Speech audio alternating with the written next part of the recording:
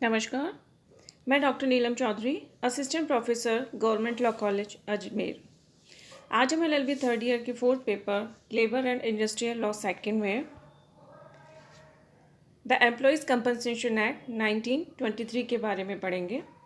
आज हम section 6 chapter second के सेक्शन 6 से आगे कंटिन्यू करेंगे। सेक्शन 6 की हेडिंग है पुनर्विलोकन रिव्यू। अधिनियम की धारा 6 में प्रतिकर के पुनर्विलोकन संबंधी प्रावधान दिया गया है, जिसमें कहा गया है कि पक्षकारों के बीच हुए करार के अधीन अथवा आयुक्त के आदेश के अधीन ऐसे अर्धमासिक संदाय का जो इस अधिनियम के अधीन देय है, नियोजक अथवा कर्मचारी के आवेदन पर जिसके साथ किसी अर्हित चिकित्सा व्यवसायी का प्रमाण पत्र संलग्न हो कि कर्मचारी की स्थिति में कोई परिवर्तन हो गया है या इस अधिनियम के अधीन बनाए गए नियमों के अध्ययन रहते हुए ऐसे प्रमाण पत्र के बिना भी किए गए आवेदन पर आयुक्त द्वारा पुनर्विलोकन किया जा सकता है। दो लोग पुनर्विलोकन रिव्यू के लिए जा सकते हैं, नियोजक भी जा सकता है और कर्मचारी भी जा सकता है। और इनके साथ जो अर्हित चिकित्सा व्यवसायी होगा, जो डॉक्टर होगा, उसका मेडिकल सर्टिफिकेट लगेगा। मेडिकल सर्टिफिकेट के बिना भी जा सकते हैं अगर एक्ट में इस तरीके का कोई प्रावधान दिया गया है और उन प्रावधानों के अंतर्गत। दूसरी बात जो सेक्शन 6 है वो कहता है कि पुनर्विलोकन जो रिव्यू है पर अधिनियम के उपबंधों के अधीन रहते हुए कोई अर्धमासिक संदाय निर्धारित कर उसे जारी रखा जा सकता है, जिसमें कमी की जा सकती है अथवा उसमें वृद्धि की जा सकती है या उसे समाप्ति किया जा सकता है। अगर जो कमिश्नर है उसको लगता है कि जो कंपनसेशन है वो कम है तो वो उसको बढ़ा सकता है। उसको लगता है कि कर्मचारी जो है उसकी स्थिति में सुधार है, उसके पास सोर्स ऑफ इनकम बढ़ चुके हैं, तो वो उसको कम कर सकता है या फिर उसको समाप्त भी कर सकता है। यदि वह दुर्घटना स्थायी निःशक्तता में परिणत हो गई है तो उसे एक मुश्त राशि में, मतलब एक साथ पूरी राशि, जिसको एक मुश्त राशि कहा जाता है, तो एक मुश्त राशि में संपरिवर्तित किया जा सकता है, जिसके लिए कर्मचारी का हक बनता है, किंतु उसमें वह राशि कम कर दी जाएगी जो वह कर्मचारी अर्धवार्षिक अदायगी के रूप में पहले ही प्राप्त कर चुका है। मतलब जितना पेमेंट किस चीज़ का, प्रतिकर का, जितना प्रतिकर वो पहले प्राप्त कर चुका है उसको बाकी के में से घटा के उसको एक मुश्त राशि के रूप में दिया जा सकता है। इससे संबंधित एक केस है उत्तम चंद गंगवाल बनाम कमिश्नर, अजमेर का ही वाद है ये। तो इस वाद में कर्मचारी जो था उसको जो पीसने वाली चक्की है उस पर काम करते हुए उसको कुछ क्षतियां हो जाती हैं, चोटें लग जाती हैं, जिसके कारण वो स्थायी रूप से परमानेंट डिसेबलमेंट उसमें हो जाता है। और जो आयुक्त द्वारा एक पक्षीय अधिनिर्णय पारित किया गया था, अधिनिर्णय के विरोध एक पुनर्विलोकन रिव्यू पिटीशन कोर्ट में प्रस्तुत की गई थी,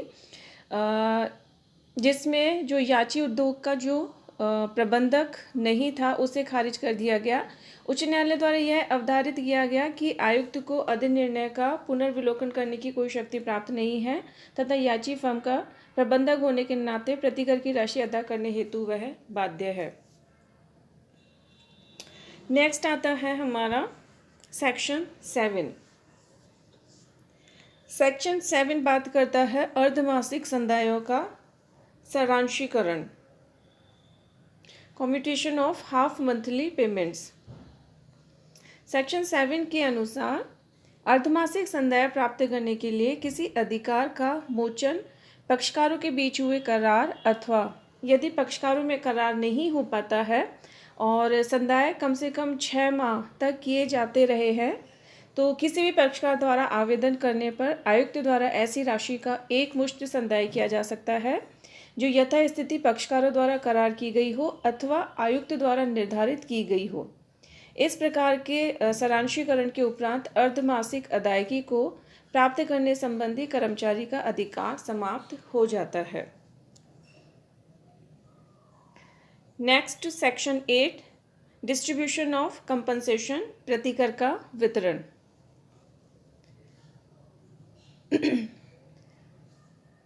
अधिनियम की धारा 8 में मृतक कर्मचारी के आश्रितों में प्रतिकर राशि के वितरण संबंधी उपबंध किए गए हैं कि प्रतिकर की राशि के वितरण के लिए आयुक्त को माध्यम बनाया गया है।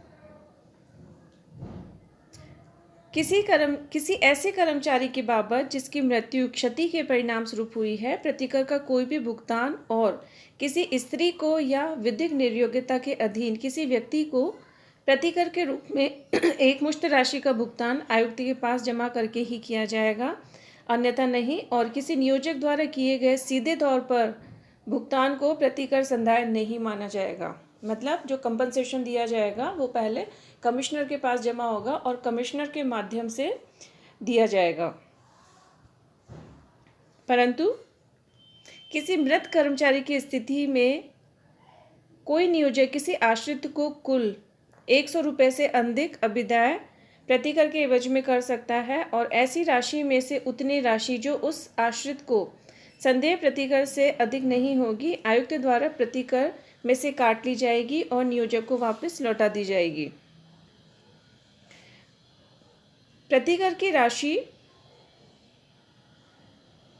कर्मचारी की 3 माह की मजदूरी के बराबर होगी और प्रतिकर की कथित राशि जो आश्रित को देय होगी, प्रतिकर आयुक्त द्वारा काटकर नियोजक को पुनः वापस कर दी जाएगी।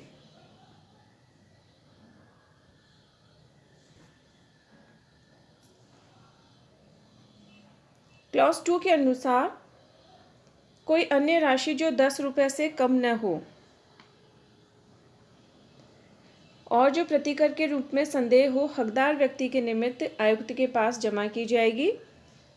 3 के अनुसार आयुक्त के पास जमा किए गए किसी प्रतिकर के संबंध में आयुक्त की रसीद को पर्याप्त साक्ष्य माना जाएगा। एक छोटे से एग्जाम्पल द्वारा हम इसको समझते हैं कि किसी मृत कर्मचारी के संबंध में जो सेक्शन 8 क्लॉज 1 है के अधीन प्रतिकर के रूप में जमा राशि में से आयुक्त कर्मचारी की अंत्येष्टि के वास्तविक खर्चों को जो 50 रुपये से अधिक नहीं होंगे तथा कर्मचारी के आश्रितों को प्रतिकर के रूप में की गई ग्रामीण धनराशि जो कि अग्रिम धनराशि जो कि 100 रुपये से अधिक नहीं होगी काट लेगा और उसे उस व्यक्ति को देगा जिसके द्वारा अंत्येष्टि पर ऐसा खर्च किया गया है और वह प्रत्येक आश्रित को अपने समक्ष ऐसी तिथि पर जिसे वह प्रतिकर का वितरण करने के लिए नियत करे उपस्थित होने के लिए सूचना प्रकाशित कराएगा या कर्मचारी के प्रत्येक आश्रित पर ऐसी सूचना की तामील ऐसी पद्धति से कराएगा जैसी वह उचित समझे।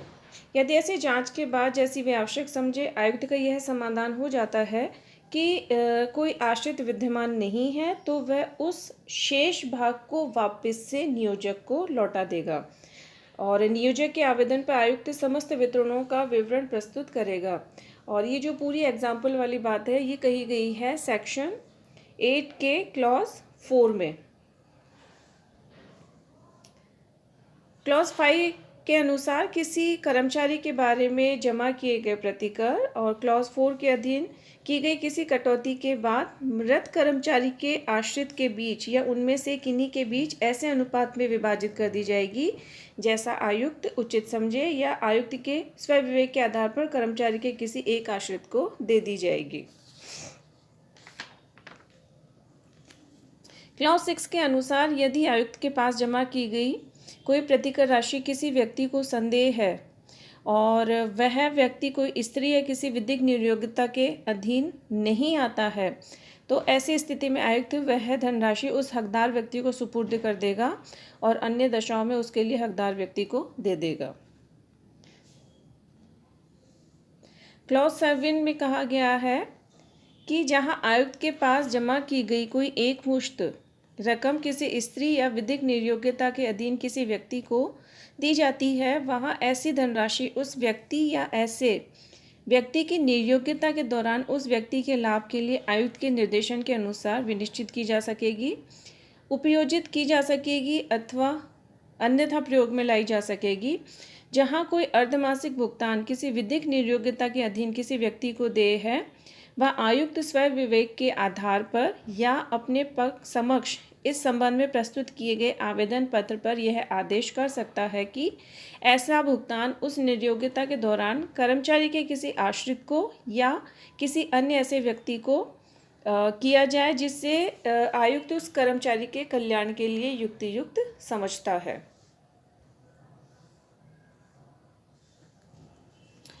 अधिनियम की धारा में क्लॉज जो 8 है उसके अनुसार जहां उपर्युक्त संबंध में किए गए आवेदन पर, यानी कि जो क्लॉज 7 में जो आवेदन किया गया है उस आवेदन पर या अन्यथा आयुक्त का समाधान हो जाता है कि कर्मचारी की माता या पिता की ओर से बच्चों की उपेक्षा किए जाने के कारण या उनमें विभेद किए जाने के कारण या किसी अन्य पर्याप्त कारण से प्रतिकर के रूप में दी गई राशि के वितरण के संबंध में या उस रीति के संबंध में जिसमें ऐसी आश्रित को देय धनराशि निर्धारित की जानी है, उपयोजित की जानी है या प्रयोग की जानी है, आयुक्त कथित आदेश परिवर्तित किया जाना चाहिए। और जहाँ पे आयुक्त पिछले आदेश में परिवर्तन करने की दृष्टि से ऐसा कोई अन्य आदेश जारी कर सकता है जैसा कि उसको उन परिस्थितियों में सही लगता है।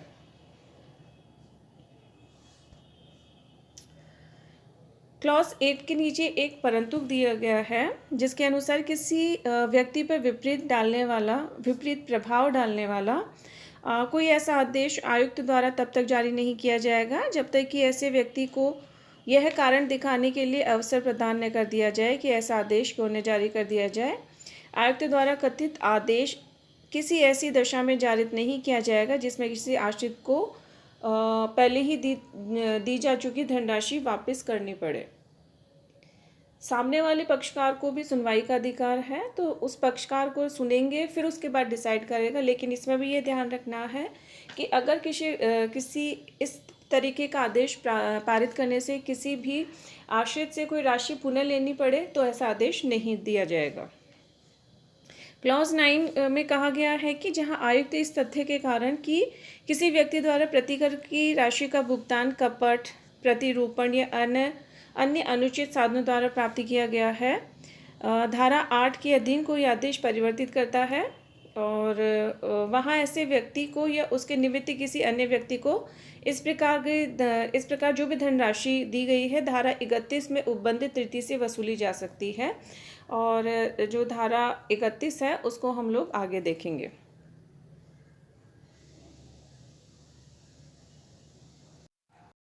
इस प्रकार सेक्शन 8 को देखने पर यह पता चलता है कि जो धारा 8 है वो मृतक कर्मचारी के विभिन्न आश्रितों में जो प्रतिकर कंपनसेशन की जो राशि है के वितरण संबंधी कोई उपबंध समुचित रूप में प्रस्तुत करती है। और जो 8 के विभिन्न उपबंधों का मुख्य उद्देश्य जो कर्मचारी है और उसके जो आश्रित हैं उनके हितों को संरक्षित करना है, प्रोटेक्ट करना है। लेकिन यदि कर्मचारी के पीछे कोई आश्रित जीवित नहीं है तो ऐसी स्थिति में जो भी प्रतिकर कंपनसेशन की जो धनराशि है उसको वापस जो नियोजक है उसको लौटा दी जानी चाहिए। इस प्रकार के ये सारे प्रावधान सेक्शन 8 में किए गए हैं। नेक्स्ट क्लास में हम लोग सेक्शन 9 से कंटिन्यू करेंगे। Thank you.